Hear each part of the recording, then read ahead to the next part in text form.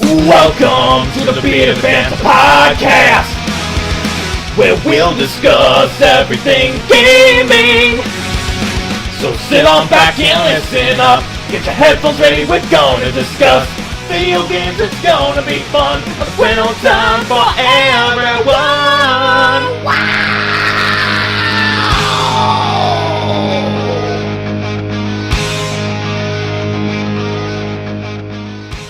Welcome to the Bearded Banter podcast. I thought you were going to start singing Star Spangled Banner there for a minute. No. But anyway, welcome to episode 27 of the Bearded Banter podcast. Gaming podcast where we're at Riley's house again. Like, I remember when we did episode, 9, when we, relaunched, and we were up here doing it. Yeah, I remember that. We were basically in the same position. We were sitting on this futon, and we had, bags of snacks. I think the same snacks, too. No, we had, munchies. Oh, that's right, I remember that. But anyway, I'm your host, the Bearded One. With me is my little co-host, Random Richard, as always. Did you just say little co-host? I said lovely. Okay, I was about to say, dude. I'm bigger than that. Anyway, how's it going, everybody? Goddamn right. And we're back again to talk about video games. That was a burp, if anyone. We're drinking a lot right now, so... Yeah, there are a lot of soda drinks involved. But anyway, as always, we're going to start the clock. Hopefully, we'll get to half an hour general discussion. And hopefully you don't forget to turn it off after a week. Yeah, that's a funny thing. Last week's episode 26, when I originally started the timer, I forgot to turn off the timer, and then it ran all the way through this week. I just realized it was still going last night. We're recording this on Friday, by the way, and I took a snapshot. I might put it in the video, actually, to show you guys. It ran at 156 hours. Which is a week, by the way. That's pretty much a week. So anyway, I'm going to start the timer, and hopefully I won't forget to stop it. I'll remind you. Starting now. So Riley, anything you want to discuss? Well, yeah, actually, recently I have just... I know everybody's already beaten this, but I just beat The Last of Us, and I have to say... That's his opinion. No, my honest opinion is the game, even though it took me a little bit to get into it, and I thought it was really good, but everybody thinks it's incredible and it's a game that defies a generation. I just thought of it as a game. I thought it was good, and it's definitely one of the better ones I've played this year so far. But I think people are just kind of overpraising it, in my opinion. Yeah. So you think anyone who's been keeping track of the podcast over the last month or so, Riley in almost every podcast mentions this because every week he plays it a little more and a little more. At first, he didn't like it at all because, in his words, the pacing was too slow for him. It didn't build up enough. It took a little bit to get into it. And then the next week, he shot up to it a little bit, but his opinion was still pretty much the same. By the third week, he was like, you know what, this game's pretty good. I'm really getting into it. I'm really enjoying it. It took me a bit. I'm slow with games, so it takes me a little bit to get into it. And then he just beat it, and as he just said, he enjoys the game for what it is. Sorry, I thought my brother was coming up. Yeah. That's all right. Don't worry about it. But anyway, so, Riley, you think that it's a good game and it's a good experience. It's just that the gaming media overpraises it. That's my opinion, yeah. And this honestly brings up kind of an interesting point. The way the media is set up these days is that if your opinion doesn't go with the general consensus, you're an outcast. You're an outcast and you don't know what the fuck you're talking about, which is actually not true. It's actually kind of the opposite, I would say. Well, yeah, well, most of the mainstream gaming media have no idea what they're talking about. No, they don't. They overpraise the shit out of things, and things that are actually unique, fresh experiences, they don't give a chance. Yeah. Well, I have to agree with you on that, because we've seen games that are really, really good get, they're 7.5, they're okay. Then, Modern Warfare 86 comes out. The new Call of Duty. The Call of Duty 2083. But, anyway, that piece of shit comes out. I think we're a little too harsh on Call of Duty. No, we're not harsh enough. So, I'm just going to say that Call of Duty Modern Warfare, Call of Duty 4 Modern Warfare is a really good game. Mm-hmm. So that's going to help balance out my bias a little bit. Here's my opinion. COD 4 the original Modern Warfare, and World at War are fantastic games. Shout out to World at War. Everything after World at War is a piece of shit. I had kind of liked Black Ops. Black Ops 2 I hated. Yeah, he's finally, Black Ops 2 was fucking horrifying. yeah, he's finally conforming to my mindset. Well, not conforming, just making my own opinion. What do you think about Ghosts? Well, being how my brother is, he's gonna get it anyway, so I'm inevitably going to play it. So, I don't know. It could be good. You know what's something I kind of like to see in a Call of Duty game? And Originality? Well, besides that, I'd actually kind of like to see, like, getting more in-depth into the plot, because that's basically all they can go these days. Like, what more can That's they do? what they're claiming they're doing with Ghosts. Is that, we're gonna have a new universe, we're gonna have new characters, we're gonna Dogs. dogs. We're gonna have a storyline based around these characters coming together and the emotional attachments they have to each other, which, everyone's basically gonna die by the end of the game. Yeah, so it's gonna be pretty heart-wrenching. But yeah, it's like Call of Duty's never been one for their story, really. But you know what's something? I know this is kind of trivial, but I wouldn't mind seeing a female playable character. Yeah, female and protagonist, that'd be cool. Like, because You don't see that very much. I think there's only like 3 female characters in the whole series. Let's see. Going off that topic, how many actual female protagonists do you actually play in games in general? Well, Really, I can think of Lara Croft. That's the first one that comes to mind. Miss Pac-Man, Samus, and in The Last of Us, there's a couple segments where you play as Ellie for a little bit. That's cool. So you're not just playing as Joel the whole game. I'm trying to look at my games right now. Well, there's the Assassin's Creed Liberation, where you play as that girl. I forget her name. Yeah, I don't. It's a spin-off game, Yeah, so I'm trying to think. I wouldn't mind if Rockstar actually put in a female playable character. that'd be cool. Not counting multi-character games like Lego Batman. Yeah, I like one game where you just play as one character the entire game. How many of those are female? Yeah. And in the Wii and PlayStation 2 versions of Ghostbusters, your rookie character can be a female. Huh. You can choose. But not in the next-gen versions. Yeah. That makes no goddamn sense. And yeah, no. It was weird. But the next-gen version's cool. But I can't really think of a lot of female characters. Well, Actually, that's another topic. Since Chell. Chell, yeah, true. But that's another topic that you bring up by saying that when a game is released on multiple platforms, like current gen and last gen, the current gen version is always better. 99% of the time, yes. Like my experience, I have 2 main examples: Call of Duty World at War and Sonic Unleashed, where originally when I still have my Wii, but originally when I only had my Wii before I got my Xbox, I got both World at War and Sonic Unleashed on the Wii, and I already knew that the Wii and PS2 versions, they were dumbed down versions. They weren't as. How was the Wii version, by the way? From what I remember, well, let's start with World at War. From what I remember, the Wii version was pretty good for what it was. I think that the controls, for the most part, were very intuitive, and it was easy to control, aiming your gun with the actual Wiimote. I thought that was really well done.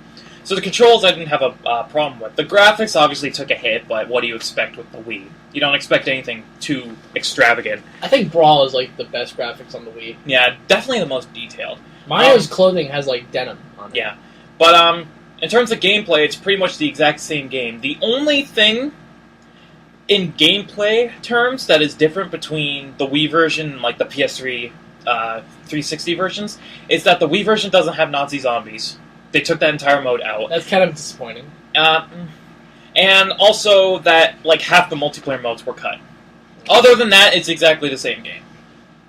So for what it is, the Wii version of Call of Duty World at War, it was pretty good from what I remember. It was a pretty good port.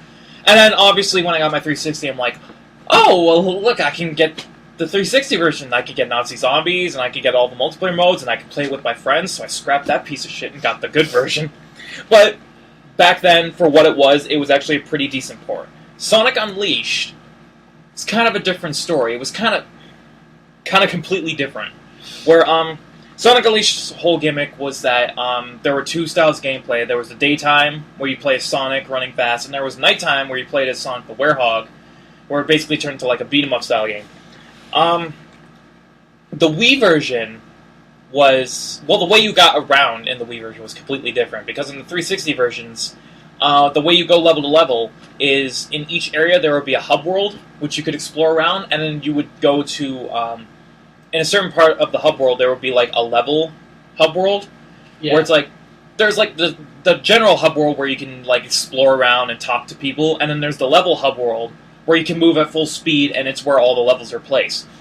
In the Wii version, the hub world is basically just a map screen, where you would go to a place, and then you wouldn't control Sonic at all. You would basically be on a map screen, and with your pointer, there would be certain places you could go, and you would click on it. The only thing that would be there is like one person with a dialogue screen. So basically, it wasn't playable at all. It was just a text window. So they dumbed it down. Yeah, so they dumbed that down. The way you get from level to level is completely different too. Because in the 360 and PS3 versions, the next-gen versions, there's there's the level hub worlds where all the levels are placed, and it's like a big area you can explore, and you have all your moves, and you can run around at full speed. In the Wii version, you have what are called Gaia temples, where it's kind of a hub world where all the levels are placed, but it's set in like a temple, like a Mayan temple sort of environment. And basically, there are like gates in the temple that you can open up, and that's where the levels are placed. So that's kind of similar, but then again, the environments are completely different. But the way you control it's still pretty similar. The gameplay, the Sonic gameplay, is kind of different. The only real thing that's different between the next gen and the last gen versions is that Sonic's boost is different in the Wii version. In the next gen versions, you would have a boost meter. And as long as you had boost, you could hold down the button and you would always boost. Yeah. In the Wii version, it was like split into different sections. So it's like the full boost bar would be made of like 6 different sections, and you would build up energy. And when one section is full, you could do a boost for like 5 seconds, and then it would cut you off. So you couldn't continuously do it. Yeah. Okay. And then Sonic the Werehog. Sonic the Werehog, he's also different because in the 360 and PS3 versions, he has like combo moves where he can do different moves, and he has different move sets and button combos. In the Wii version, you only had like one main combo where you just flailed freaking remotes, and he would just have one combo. And so, really, other than that, it's pretty similar between the two. The only real difference is that in the 360 version, he can do more in terms of combat. So there's cooler shit. Yeah. So, and also, the one thing I hated about the Wii version of Sonic Unleashed, they cut 2 entire levels out of the game. Like, there's one... Good levels? Yeah, they were good levels. Like, there's one place called Missouri where you go to, and the only thing in the 360 PS3 versions, you have your day level and your night level, and then there's also a boss, along with the hub world. In the Wii version, they cut the levels out of it, so all you do there is go to the hub, and then you fight a boss, and that's it. And then one level called Empire City, obviously you can tell what that's based off, it's not even on the map. It's just completely gone. So that's kind of bullshit. That's dumb. So for what it was when I originally played it, the Wii version of Sonic Unleashed, it was pretty good, but obviously, again, the next gen version is superior. It's gonna be really watered down. Yeah, it's superior, because it just does more. So yeah, that's what I have to say about that. I guess now I'll go into what I have written down here for general discussion, unless you want to mention anything else. Not really. Okay.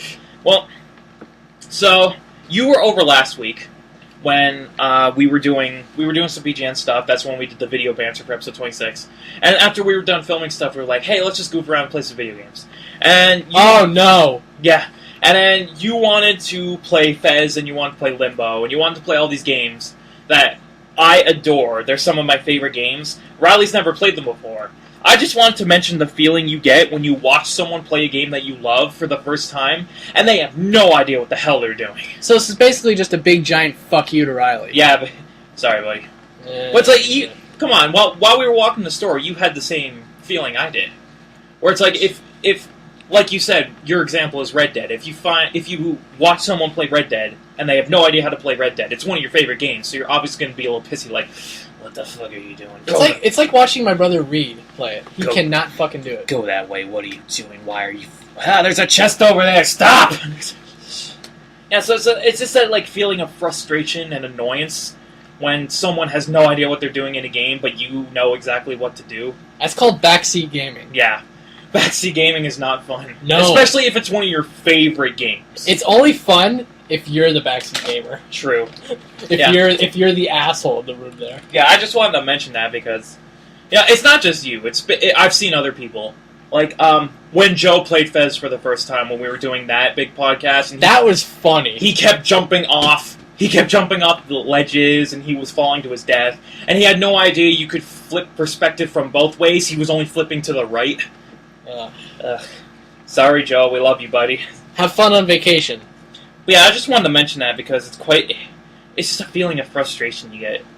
But anyway, also, I wanted to mention this because I've been playing a lot of Super Meat Boy lately, and anyone who knows Super Meat Boy, first off, it's one of the best indie games ever made. Second, you're gonna die a lot. Second, it's one of those games where it's like it harkens back to the old school age of like the NES games, like the Mega Mans, the Contras, the Castlevanias, where they were just difficult games. And I just wanted to ask you, what are your feeling on like trial and error games, like Super Meat Boy, like the Impossible Game, where the entire mechanics of the game are based around the fact that you're going to die a lot and you just have to learn the level?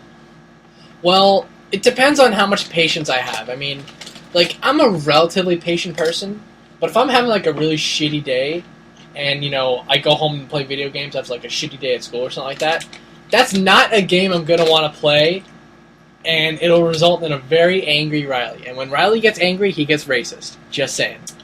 When Riley gets angry, you don't want to be in the same room. Yeah, let's just... I don't get angry that often, but when I do, don't be in the same continent. Yeah, just don't be anywhere near him. Just hide in a corner somewhere. Go hide in a corner and go snuggle a stuffed cat. Not mine. Not Thomas. Yeah, not mine. Oh, shout out to Thomas, my stuffed cat I've had since kidney surgery in grade 2. But yeah, I just thought of this topic because I've been playing a lot of Super Meat Boy, and Super Meat Boy is just one of my favorite games. It's like, it's the definition of like a trial and error game, where basically you're gonna fucking die a lot. Mm-hmm. They just throw you in a level, they teach you the basic mechanics, and they're like, go at it. And you have no idea what the level's going to entail, or what's going to be in it, what they're going to throw at you. You just have to play it, ear for ear. And just pray to God that the color red on the screen doesn't make you, like, epileptic or something, because you're going to see a lot of it. Yeah, you're going to see a lot of it. But my opinion on, like, trial and error games, I think if they're done properly, like I keep going back to Super Meat Boy.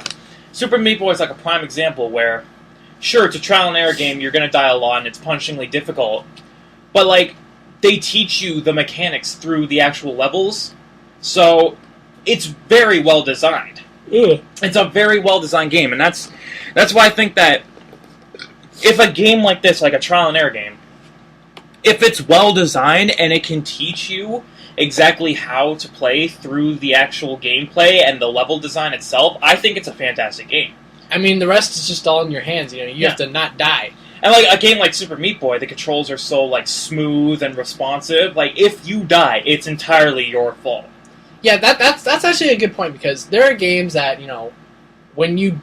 There are some games that are really badly designed, and when you die, it's not your fault. Yeah. It's just really bad level design.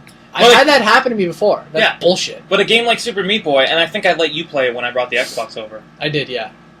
That game's controls, they're just so smooth and so responsive. They're so finely tuned, where if you fuck up at all in the game, it's not the game's fault. It's your fault, because they gave you so much control over your character. Yeah. So I think that games like these, trial and error games, if they're well designed, and if the level design and the core mechanics of the game can teach me how to play the game and how to prepare myself for the challenges ahead, it doesn't matter how hard it is. If it's well designed, it's going to be a great game. Of course. It's just... And that brings me to my next topic. Riley, can you name a punishingly hard game that you've played that is actually fun to play and that you want to keep playing? Actually, yes. I think games that have a difficulty setting, like we can go very easy to very difficult. This counts, right? Because I'll let it count. Okay. Now the game I play. Oh, sorry. The game I play on the hardest difficulty that I really... Max Payne? Yep, it was Max Payne 3. I played that. I beat it on the hardest difficulty. Hated... I think I probably swore... I think I actually made up some swear words during my playthrough of that game. Yeah, it's funny, on your BGN title card you mention it. Yeah, I can... I'm like very colorful when I swear. It's like playing Max Payne 3 on the highest difficulty setting. Riley swore a total number of 1,638 times and broke 4 controllers in the process. Okay, that was exaggerated. I only broke 3. Only 3. That's still like $200 in controllers. Yeah, I know. That's why we don't have 2 controllers, because fucking expenses is a dick. Yeah, that's another thing. That's another point I want to talk about later. Okay. So yeah, that's well, I did play through Modern Warfare 2 on the highest difficulty. I did too. On veteran difficulty? But not like I wanted to play it again, but just saying I did beat on veteran difficulty. That was actually fucking brutal. On the topic of Modern Warfare 2, before I got rid of it and before I was like, fuck this game, I never want to see it again, I actually was 1 achievement away from perfecting the game. I only had 1 achievement left to get in the game, and that was collect all the stars in Spec Ops. Sounds fun. Oh, no, not at all. But yeah, I just wanted to mention that. I was literally 1 achievement away from getting all 50 achievements before I was like, fuck this game, get it out of my sight. Yeah, just get it away from me as quick as you can. But anyway, back on that topic of punishingly hard games. I would have to say, for me, Super Meat Boy, obviously, is a contender. Because the way it's designed... it's like the perfect burst of challenge. Like... They give you a ton of levels, but each level ranges anywhere from 5 to like 20 seconds. So they're very short levels. So it's not like you're getting bombarded with like. Just go ahead and open it. Okay, shout out to the chip bag opening. Oh yeah. But anyway, like the way it's designed with such short levels, it's not like they bombard you with so much challenge and like a hefty amount of time. It's not like there's 5-minute levels, you know? And they have to pack so much in there that it's just as difficult as like the tiny little levels. Since the levels are so short, they give you a burst of challenge rather than like a crash course. So I think that the way it's designed in terms of that, I think that it's actually really compelling when you beat a level. You're like, oh yeah. Yeah, because they're so short. Like, you really get a sense of accomplishment when you finally beat it, and you played it like 30, 40, 50 times over the first time. So I think the way that's designed, it's a really compelling game to keep playing and to keep beating level after level, and every level is just that sense of accomplishment that gamers just love. Like, if you don't feel like you're accomplishing something in a game, the game's going to be boring, and it's not going to be engaging. Modern Warfare 3. Yeah, basically. Yeah, so that's my contender. Any other ones you want to mention, if you can think of any? I'm trying to think. What's another game I beat on the hardest? Oh yeah, right. Uncharted 2. I love that game. One of Riley's favorite games. Oh, definitely. That's a game you should probably give a shot. Well, if I ever get a PS3, definitely. Yeah, that's definitely... I beat that, not on the hardest, but on the second hardest difficulty, which is still really tough. And because the game is so much fun to play and has a really good story and a really compelling characters, it's a game I gladly would want to play again. That's the thing about the second one. It's everything ties up nicely. The third one, it just felt kind of rushed to me. Like, honestly, like the whole game, you're going across the world to get to the Atlantis of the Sands in Yemen, right? In the Middle East. And by the time you get there, the game's over in 20 minutes. While in the second one, you're going to Shambhala, which is in the Himalayas. And by the time you get there, there's still a good 2 to 3 hours left of gameplay. So you still have some time to do whatever you want. Yeah. So that's my say on that. I'm trying to think of another one. So Riley's games are Max Payne 3 and Uncharted 2. Mine is Super Meat Boy.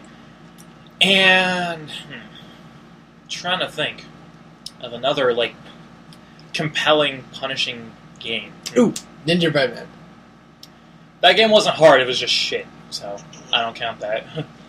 What else? Damn. I'm trying to think of like the digital games I have, because it seems to me that the more games like the trial and error style games, the more of them are digital. Yeah, I noticed that. Oh, have you tried playing Minecraft on hard difficulty? No. Have you played survival mode on it yet? I played survival, just not on hard.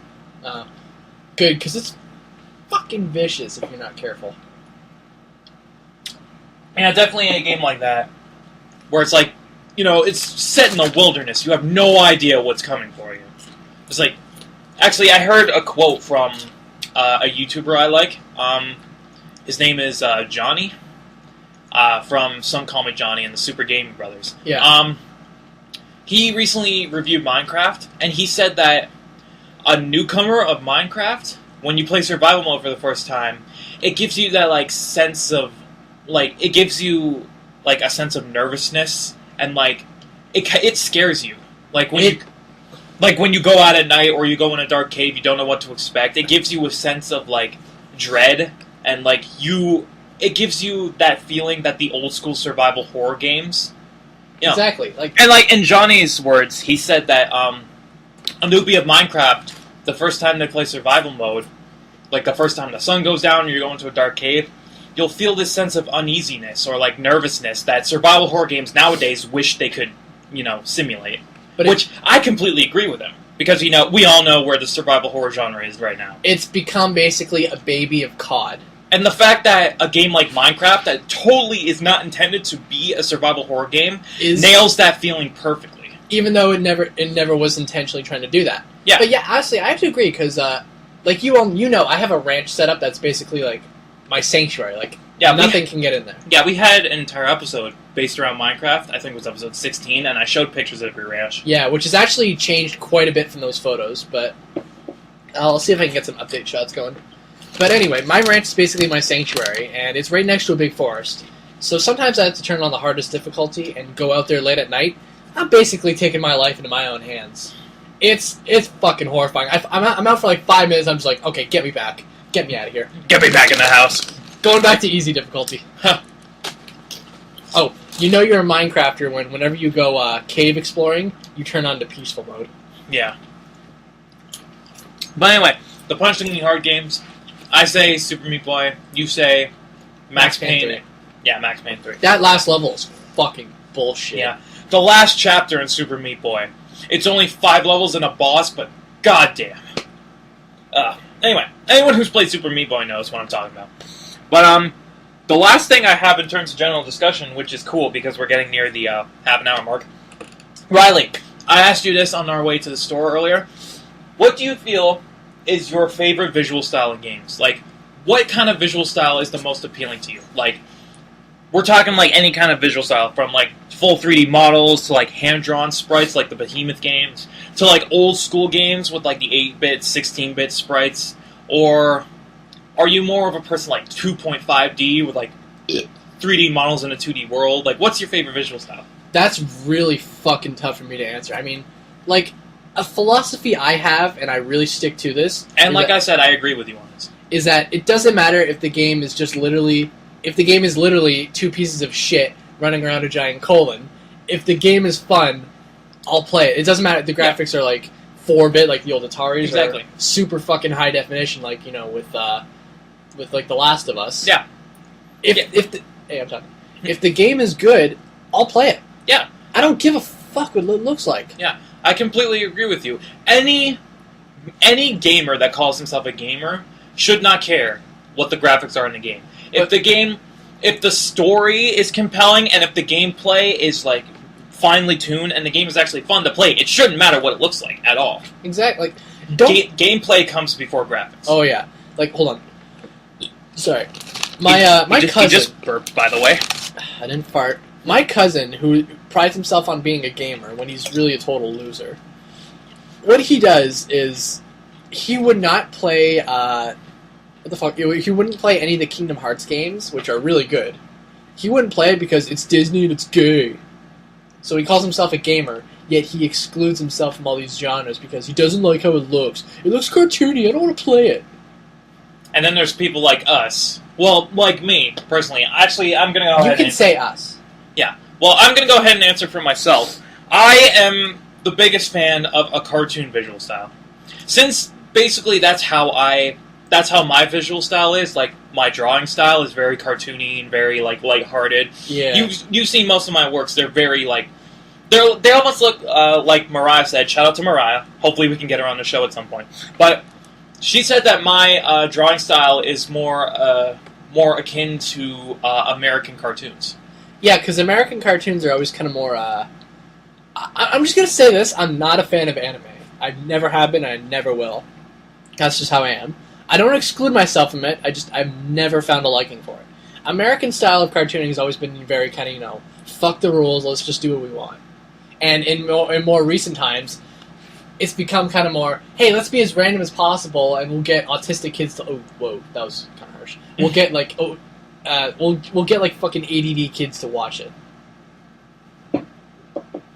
So that's my little rant against cartoons these days. They think being random is good. It's not. It's horrible. I hate it.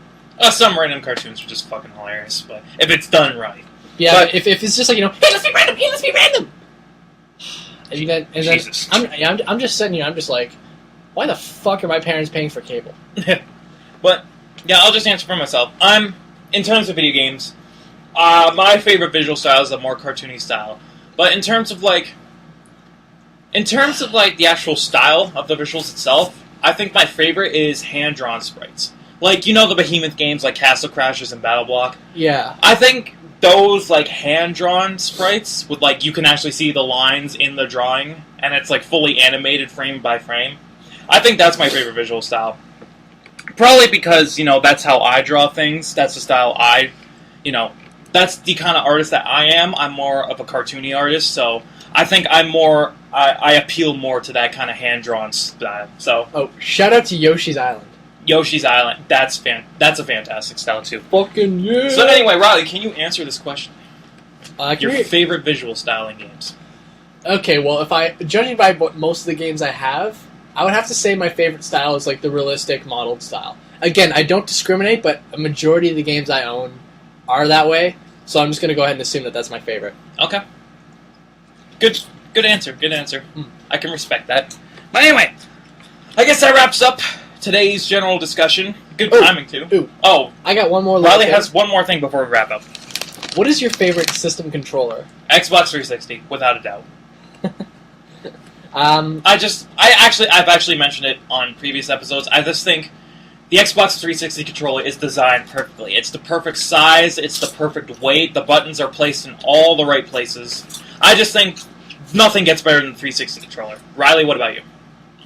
Well, I like the PS3 controller, don't get me wrong. Initially, I didn't like it because how it's set up is it puts strain on your thumbs. Yes. But eventually you get accustomed to it. And it's smaller than the Xbox controller, so it fits well. I think my problem with the PS3 controller is, one, everything seems to be like kind of too spaced together. Like everything just kind of seems to be cluttered a little bit. Two, I think it's a little too small, so like my hands are kind of like, cramped up like this. If I want to like get into like a comfortable position, I have to like squeeze my hands together.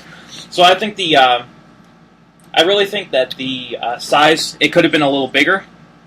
And three, I think that the controller itself is generally too light. Like, it has almost no weight to it. Yeah. Whoa, what is that? Okay, the photo I just pulled up, and I will give to you so you can put it in the I'll put it in the episode. This is the Phoenix Revolution controller. Now, look at the buttons, the D-pad, and the analog sticks. It's exactly like the 360. Yeah, but the thing is, see these? You can take these out and rearrange them any way you want. That's cool. So, like, if you want to have two analog sticks at the top, you want to have them all on one side, that's entirely up to you. That's cool. This version is for the PlayStation 2. I have not been able to find any other versions, but if I ever see this, I'm going to buy it. Yeah, I love controllers like that, where they just give you the freedom to just customize any way you want. So anyway, back to the topic at hand. I'll put the picture in the episode, because that's pretty cool. I've actually seen controllers like that before. But, my favorite controller is Xbox 360. Riley, yours is PS3? Well, you said you liked it, but you didn't say it was it's not my favorite. Okay. My all-time favorite would probably have to be the GameCube controller. That's a very good controller. I mean, yeah, it's a little awkward at times because of the Z button, but overall it's a really well-designed controller. Fits well in your hands, perfect for games, and I thought, sure, coming off the N64 controller, it wasn't as, like, revolutionary. Yeah. But I think Nintendo liked to stop being revolutionary for a while and just kind of go with the flow. Yeah. Then, with the Wii, it was just like, fuck it, let's be revolutionary again. Yeah. But, the GameCube controller, to me, it's very akin, again, to the Xbox 360 controller. It kind of has the same layout and the same, like, it has the same weight and same size to it. I have to say, I'm a fan of the A button. The large A button. Yeah, the large A button. It's like, that's the main button. Fuck yeah. But, like, yeah, again, before we wrap up general discussion, my main problems with the PS3 controller are, one, that it's too small, and really, it's too small and it's too light for me. Like, you feel this thing, it almost has no weight to it. I know. I remember the first time we got the PS3, I take out the controller, I'm just like, Jesus Christ, this thing is light. Because, I've been playing PS2 for God knows how long. Yeah. And then I get this thing, I'm just like, whoa. And then you compare it to the 360 controller, and it has weight, and it's a little bigger, so it fits better in your hands. I just think it's a better design controller overall. But that's my opinion. Have you noticed that Sony has really not changed their controller layout? No. I think they're, you go from, DualShock 1 to DualShock 2, obviously that was a big improvement, because the DualShock 1 only had a D-pad, and there were no sticks. Yeah. And DualShock 2, it brought in the analog sticks. Really, there was no change to the DualShock 3, it's exactly the same. But now I think the DualShock 4, that's when they're really starting to change things up again. This isn't a DualShock, this is a 6-axis, so, Right. there's no rumble, and it's got that... Right. Okay. It's got that weird motion. Okay, I'm just gonna say this. 6-axis is pointless. I mean, in The Last of Us, there's something really cool you could do, is the flashlight you have on you. Oh, I heard about that. Yeah, you can shake the controller if it's going out. I thought that was kind of cool, but, all in all, it's really gimmicky, and, I felt that it could have done better with it. Yeah, that's the whole thing. Or just not included at all. That's the whole thing about motion controls, really. It's all just a gimmick. It's a gimmick, okay? No matter how you look at it, it's a fucking gimmick. But anyway, if we have nothing else we want to talk about, Riley, anything else? We'll move on to our news stories of the week. These are some interesting gaming-related news articles that I found from the past week or so. Starting off, there's some new Xbox One and PS4 news. Microsoft announced this week that... Okay, do you remember when they were announcing console features for both systems? Yep. And they both said that they would be able to... each console would have a built-in DVR, so you could record gameplay straight from the console. That's a good idea. Yeah, and each console had streaming capabilities where you could stream live on the internet straight from the console. Yep. Yeah, Microsoft announced this week that the Xbox One's DVR capabilities and streaming capabilities require Xbox Live Gold to use. Oh, what the fuck? Are you serious? Yeah, I'm being serious. So, to record... I'll get to my opinion in this in a minute because it's complete bullshit. So, to record your gameplay and to stream it online... You need to pay for the online subscription in order to use it. Which is something that's built into the console. It doesn't matter if you pay for Xbox Live Gold. Anyone who buys the console, it's a console feature. It should be available to everyone to use. That's a fucking cock tease. Yeah. But it seems that everything Microsoft announces, Sony one-ups them and basically spits in their face. Microsoft is just getting fucked from 7 different angles here.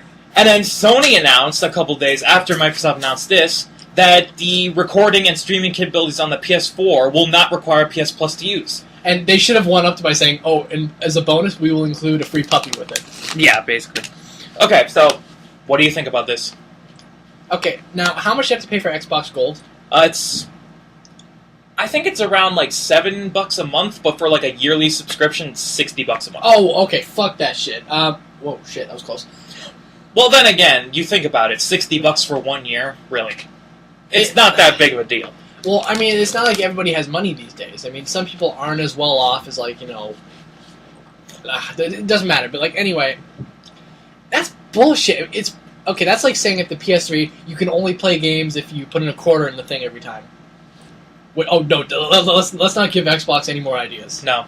But, this is utter bullshit. The fact that... They announced this as a main console feature. Every Xbox One will have the ability to record your gameplay straight from the console and upload it straight to YouTube. They finally seem like they're embracing the YouTube community, like the Let's Players, where like ourselves. Yeah, where every Xbox One would come equipped with a game DVR where you could record your gameplay straight from the console as you're playing it and upload to YouTube. And you could also live stream your gameplay straight from the console onto the internet using Twitch TV. That's a great feature, and a lot of Let's Players would be ecstatic to have that built into the console. The fact that you have to pay for the online subscription to use it is just bullshit. It's like if you... Sorry, before you go, I'm just going to finish up here. If you build it into the console, for the sake that people will use it, and that it's something to use, it's a main console feature, it's built straight in, people want to use it, the fact that you make them pay for the online subscription in order to use it, I understand the live streaming part of this, because, you have to be connected to stream. I understand that part, but Just the fact that even to record gameplay offline, you have to be an Xbox Live Gold member. That makes no sense.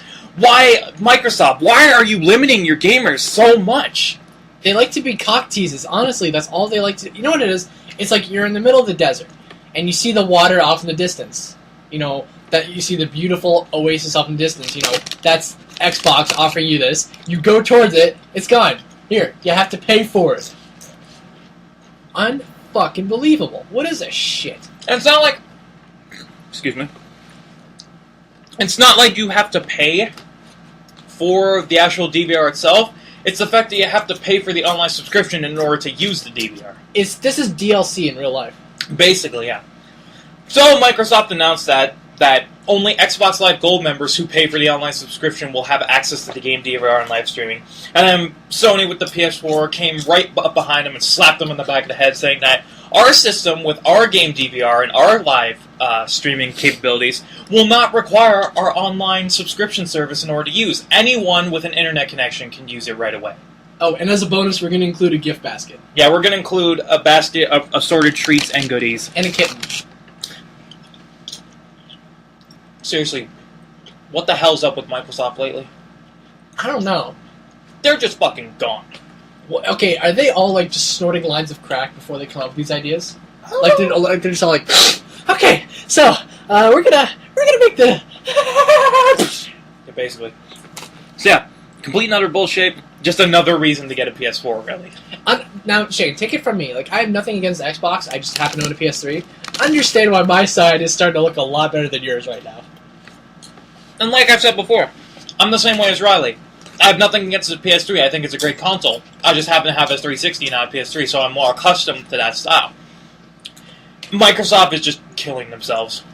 I think it's like, you know, they got a little too ahead of themselves with, like, the... Okay, was the Xbox, like, the leading console for a while? That's right, it was. Is it still? In terms of, like, current gen, yes. Okay, I thought PS3 was ahead, but that's okay. I think they're almost the same, but Microsoft's a little ahead. I think they just like to take risks. Or they're just being douchebags. It's like the modern Microsoft thinks that they're like Apple. They can do whatever the fuck they want. And people just give into it. It doesn't work like that, okay? Apple just got lucky. They're lucky that they have a bunch of fucking Seattle fucking Starbucks-drinking hipsters behind their asses. Moving on.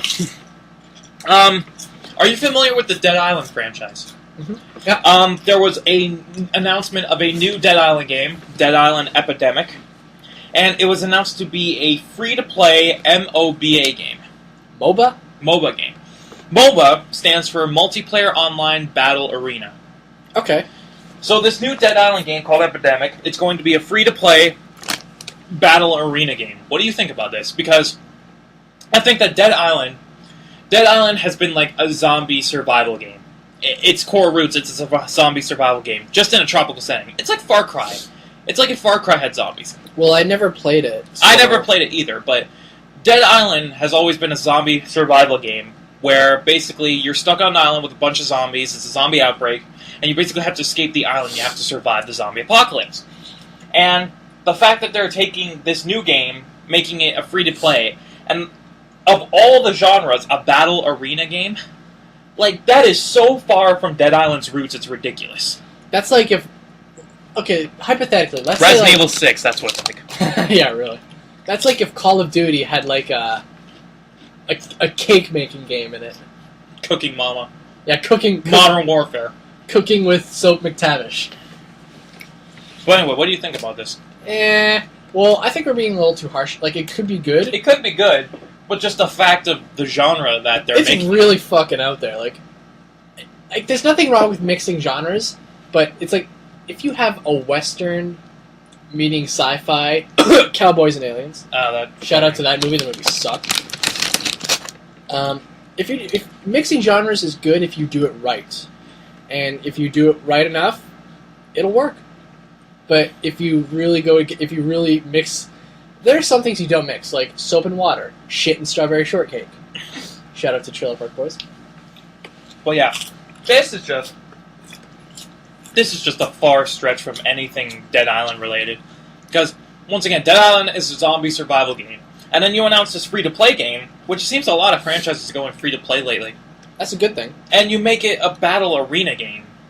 what the fuck is happening here? Maybe the creators were watching a lot of, fucking Hunger Games, and they just got hooked on stuff. I don't know. Who knows? But yeah, that's happening. Riley, final thoughts on that? I give it a shot before I'd say anything, but Yeah. I don't really have high hopes. I definitely have to see more info come out about it before I really judge it. Moving on. This week, it was announced that Batman Arkham Origins, the next entry in the Arkham series of Batman games, will have a collector's edition. Now, the UK version of the collector's edition was revealed this week. It was said that the North American version will be revealed this coming week.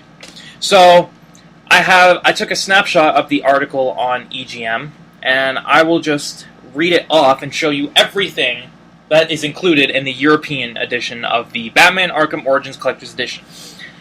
The Batman Arkham Origins Collector's Edition will include an exclusive Arkham Origins highly detailed premium statue featuring Joker and Batman. And there's a picture of it right there. Ooh, cool. That's cool. It's like Batman hanging... It's like Batman has Joker by his collar and he's I see it, yeah. bringing him up. It will include an 80-page full-color hardcover art book, which is in every collector's edition. An Assassin's Intel dossier, including files on the 8 assassins, as well as Black Mask's contract.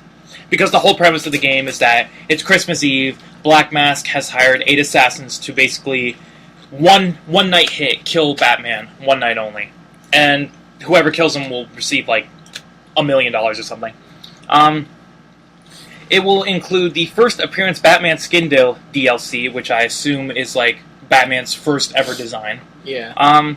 The Deathstroke Challenge Pack DLC, which they're advertising as a pre-order bonus, usable throughout all the Arkham Origins challenge maps, and also includes 2 bonus challenge maps and 2 bonus Deathstroke skins.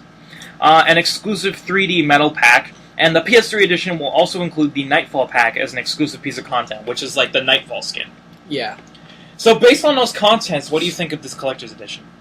Well, even though it seems pretty cliche for a lot of... And there's a picture of it right there. I'll put it in the video for everyone to see. Even though it seems a little cliche for collector's editions, it always has a statue, it always has an art book.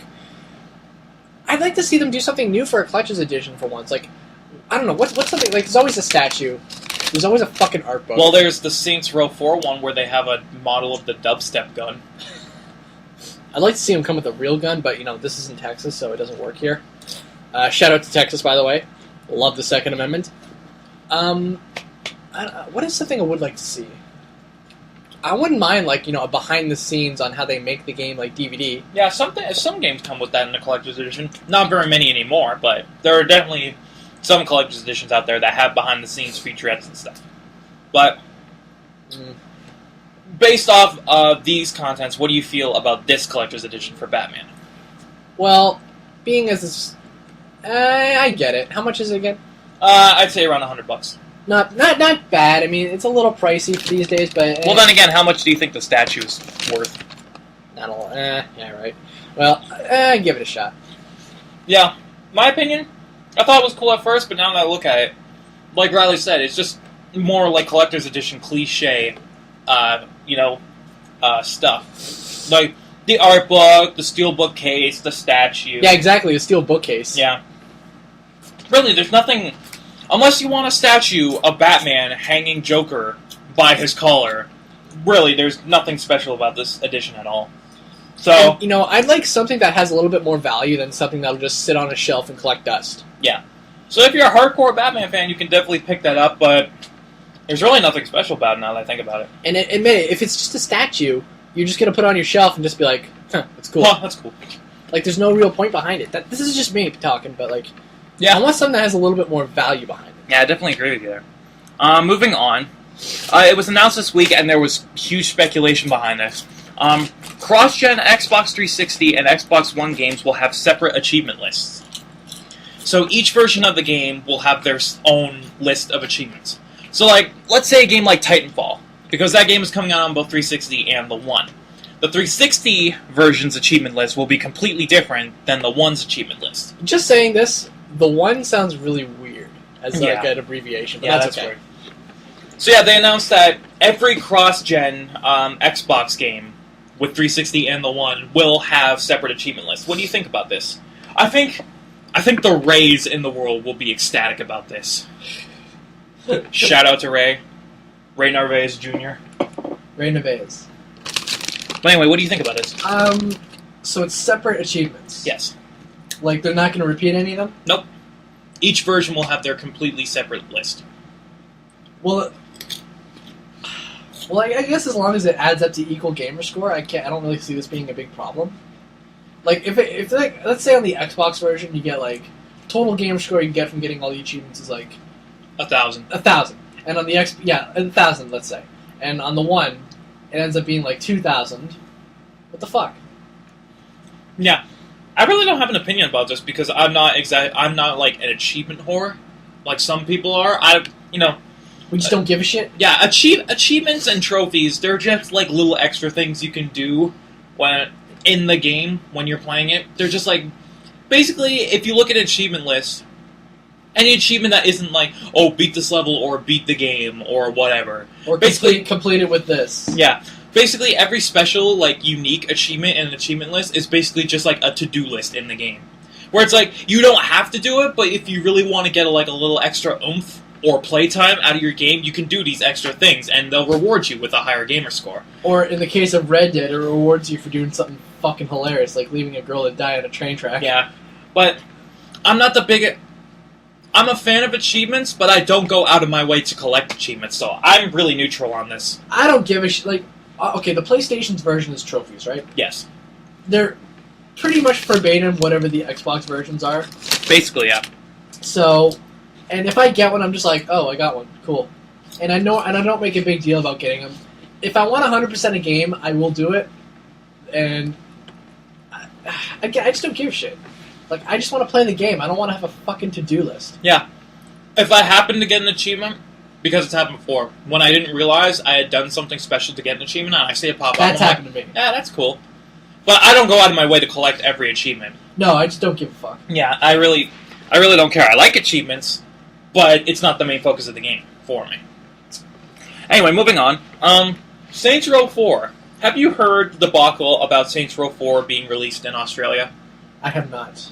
Well, you know how Australia's rating system are. It's completely fucked beyond belief. Australia just hates video games. Yeah. Any game that even comes close to being violent is denied classification in Australia. Well, Saints Row 4 was originally denied classification. You could probably guess why. It's a fucking Saints Row game. Have you been to a bar in Australia? They know what violence is down there. Yeah. And it was originally denied classification, but Volition and Deep Silver went back, and they're going to release an edited version of Saints Row 4 in Australia. And it finally got classification. It was classified as MA15+, which is basically their mature rating. Which doesn't make any sense to me because 15+, that's not mature. Australia, you're a great country, your people are great, your food kind of sucks, but like, stop being such Nazis with ratings, okay? Okay, I doubt when James Cook landed in Botany Bay back in the late 1700s, he would have wanted this. Shout out to Australian history. Well, anyway, so Saints Row 4, it was just granted classification with the rating of MA15+. Albeit heavily censored. Not very much censored. There was only one major thing that they censored, but that's besides the point. So it was just a word classification.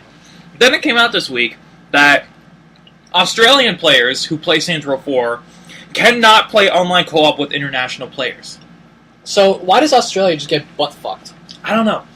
It's like, also, I read that and I'm like, how do they regulate that? Like how do they put yeah, that's a good point. How do they put a server in place that just won't let people in Australia join games that are not based in Australia? Like some guy in Australia, like, can you register your system as being in another country?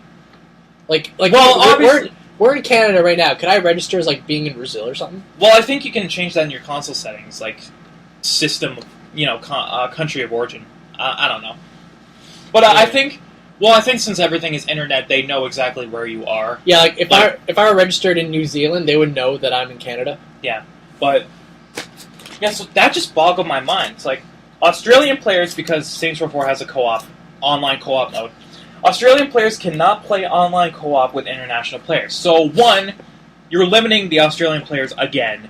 2, Australian players can only play with other Australian players, which makes absolutely no sense. Really, how many people in Australia are going to be playing this game? Who Not a knows? lot. Who knows, really? There's only 27 million people in that country. Yeah, compared to the rest of the world, like, sales aren't going to be as dominant And it's in Australia as other countries. yeah, in Australia and to an extent New Zealand are like the only big gaming hubs of the Southern Hemisphere. So, like, what the fuck? Yeah. So, this is...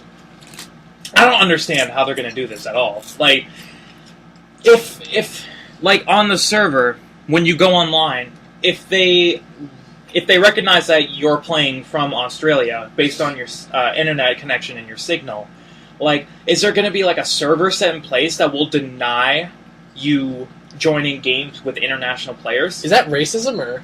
I think that's cyber racism. Yeah.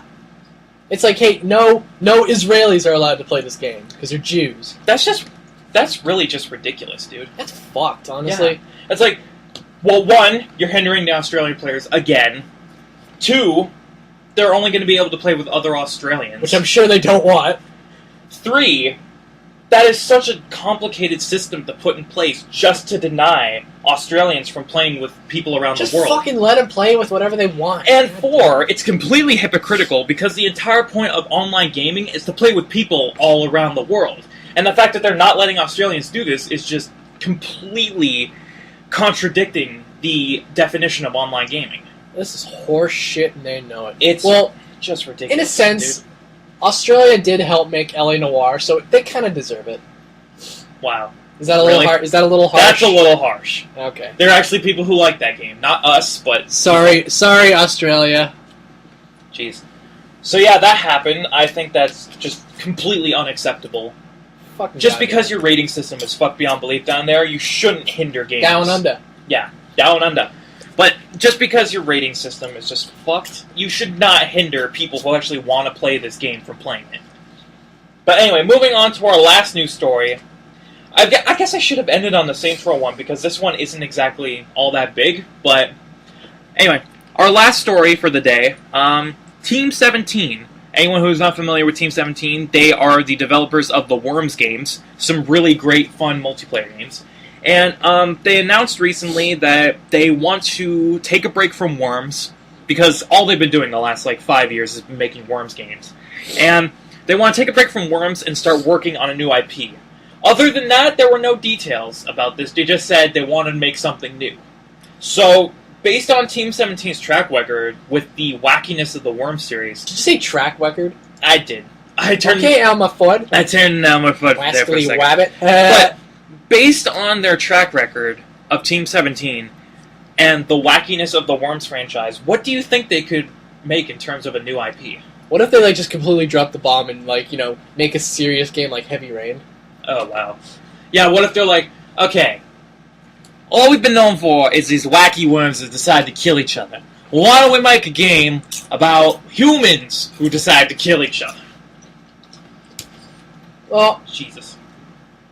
now, honestly, they've been working on the Worms for a while, too. Yeah, that's definitely been a while. Naughty Dog did a similar thing, because for the past 5 years, they've been doing Uncharted games. And before that, it was Jak and Daxter. And before...